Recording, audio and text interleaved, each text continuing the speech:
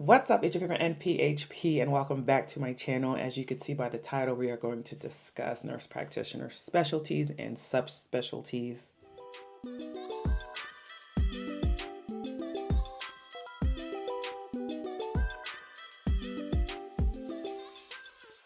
With nurse practitioners being the #1 ranked job in 2024, and with the huge amount of job growth in the next 10 years, I want you all to know that there are endless opportunities and career choices in our nurse practitioner field that some of you may not know. So again, we're going to quickly discuss nurse practitioner specialties and subspecialties. Before I get started, I want everyone to understand that in order to become a nurse practitioner, you do need your Bachelor's of Science of Nursing, which is a 4-year degree, and that's where you obtain and become a registered nurse. So once you have that under your belt, you then have the choice to become a nurse practitioner, and you'll go back to school to either to obtain your Master's of Science of Nursing, your MSN, but starting in 2025, DNP, or the Doctor of Nursing Practice, will be the new entry level to obtain when choosing to become a nurse practitioner. And if this is new news to you, please check out my previous video explaining this in a little bit more detail. So let's jump right into it. So when we talk about nurse practitioner specialties, we're talking about when you're choosing to go back to school and you're filling out your graduate program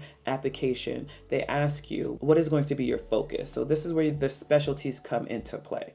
Do you want to become a family nurse practitioner, an adult geriatric nurse practitioner, primary care or acute care, a pediatric nurse practitioner? We have neonatal nurse practitioner, women health nurse practitioner, psych or mental health nurse practitioner, and we can never leave out the nurse anesthetist. These are the specialty areas you will focus on and obtain when you go back to graduate school. You do have to pass a certification board, either the ANCC or the AANP. For women's health, their board certification is the NCC, and nurse anesthetist is the NBC CRNA. Once you obtain your specialty and pass your boards, then you'll be able to choose which subspecialty area you would like to focus on. So there's allergy, immunology, cardiac, dermatology, diabetes. Again, you'll be like a diabetic nurse practitioner or emergency medicine nurse practitioner, GI nurse practitioner, holistic care, nephrology, neurology, occupational or environmental health nurse practitioner, oncology, orthopedic,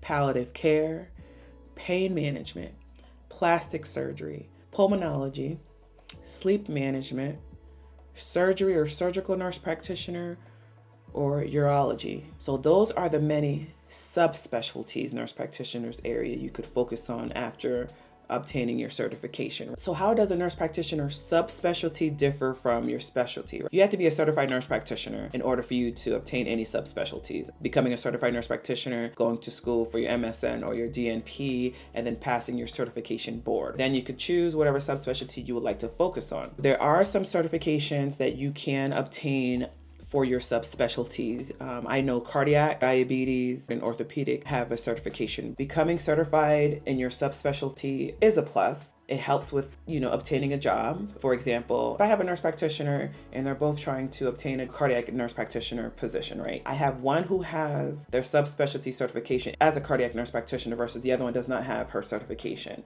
I'm talking about the subspecialty certification, right? They're already both nurse practitioners, right? They passed their board certification to become a nurse practitioner, but now they're trying to focus on becoming a cardiac. So cardiac subspecialties, again, have certifications that they could obtain. Cardiac, for example, would be the American Board of Cardiovascular Medicine, where they could obtain their subspecialty certificate. So again, if I have two nurse practitioners, one already has their cardiac certification under their belt, obviously she will probably get that position first. That's when looking for jobs. But also know that once you obtain a position, if you do not have your certification, your cardiology group, majority of them will pay for you to obtain the certification. And just having the certification and having these extra credentials behind your name lets us know that you are an expert in that area. You do want to figure out if any of these subspecialties hold certifications that you could obtain, because like I said, it's always a plus to have. Another key point to take from this video, if you're looking far down the line and you see yourself retiring in like CVS Minute Clinic, know that Minute Clinics, they only accept family NPs. Like I'm an adult geriatric primary care NP. If I later wanted to work in a Minute Clinic, I won't be able to because they only accept family, because you're going to be taking care of the pediatric population as well. Just a straightforward video. I wanted to discuss nurse practitioner specialty. That's what you obtain in college. Then you pass your board certification, and then now you're looking for a job, and then you could figure out which subspecialty you would like to focus on. So let's end this video with a Bible verse, and today's Bible verse is Ephesians chapter 3, verse 20 to 21, and it reads, "Now to him who is able to do immeasurably more than all we ask or imagine, according to his power that is at work within us, to him be glory in the church and in Christ Jesus through all generations, forever and ever." The Lord listens and hears our prayers, right? But he might not always give us exactly what we ask for. That's because he wants to give us something even better, bigger, that he believes that we can handle. So sometimes our prayers might be small. Remember, he's able to do exceedingly and abundantly above all that we ask for.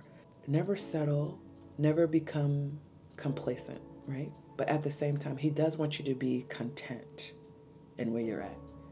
Don't be jealous of the next. Don't be envious of the next. Stay content and trust and believe that the Lord will provide and give you more than what you ask for. So I want you guys always to remember to trust, believe, and receive Him. Stay tuned for next video. We're going to further discuss unique nurse practitioner roles. Till next time.